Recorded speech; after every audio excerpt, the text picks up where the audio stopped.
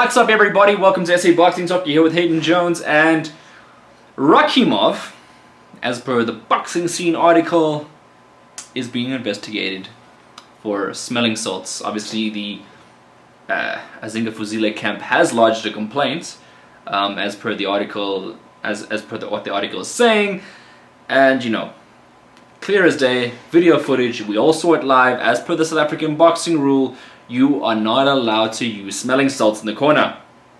So yeah, Rakhimov, sorry, my laptop's now flying everywhere. Rakhimov, you know, taking the prohibited substance in the corner the round before stopping Azinga Fuzile is a controversial statement. And I know, like, media in particular, there's going to be a lot of people writing about the story because it's sort of the biggest controversy we've seen in a while on the shores, and the fact that it's on such a big bill is even worse because it just brings that much more attention to the table. But yeah, just a little bit of background on what smelling salts are. It's basically ammonia inhalants, which is used to arouse consciousness. So when, I'll give you an example, when the fight is going on, energy levels of Azinga Fuzile and Rakhimov are sort of declining, you know, they're depreciating, you know, the energy levels. All of a sudden in round 7, Rakhimov's corner decides, you know what, my guy needs to be back in 5th gear again while this guy is cruising in 3rd.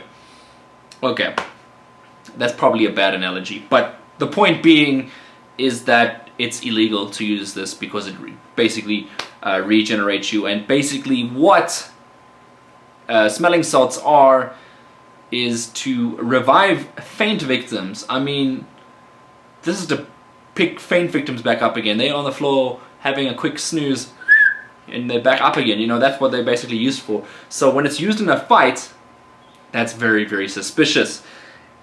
So basically I want to give you a more scientific explanation since I'm going a little bit off topic.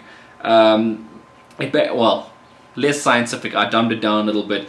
But basically, it controls and makes the breathing work faster. It basically irritates the mucous membranes and of the nose and lungs, and basically gives you a bit of a kick.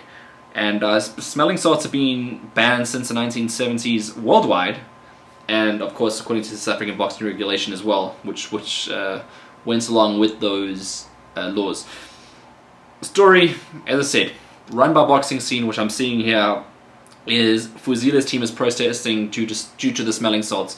So now there's going to probably be an investigation that is undergone, and we will see basically what comes of it. But there is extensive video and replay footage by that was on TV, and obviously there's a lot of clips going around showing that between round 7 and 8 there was a bit of suspicious activity going on in the Rakhimov corner from the assistant trainer at the time, while Rakhimov's corner was giving him a heavy scolding.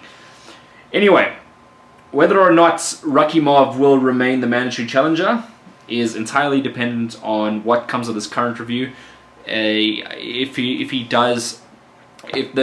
comes back and they've proven that he has used a prohibited substance, which is in this case smelling salts, what will happen is the fight will result in a no contest.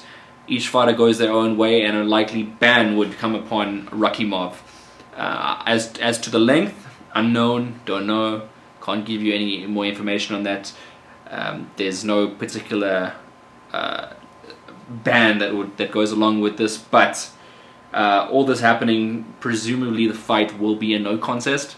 I can't see it going any other way because it's so blatantly obvious, the findings, and I think that the IBF would lose serious credibility if this fight isn't ruled a no contest. I think there would be a lot of naysayers out there right now even saying, oh, but he got knocked out. But the fact is, would he have got knocked out if it wasn't for the smelling salts? Answer is probably not. Cannot say 100% sure, but probably not. So we're going on that, and yeah, it's big news at the moment. Big news, big news, big news. And Tevin Farmer, I have a funny feeling that you're not going to be able to escape the fight against Azinga Fuzile no more, unfortunately for you. But the outcome we'll see what the outcome is. Whether or not Fuzile gets instated as a mandatory is another question. Not 100% sure on that. Don't think so. I think that he'd have to fight another eliminator, but you know, let's see what happens in the future. Anyway, thanks for keeping up to date with the story, and that's the latest. We'll try bring you, if not on YouTube, we'll try give you the results of this case on Twitter, Instagram, and of course Facebook platforms. But I might just do YouTube depending on the specifications of the outcome. Anyway, thanks for listening, and we'll see you soon. Alright, cheers.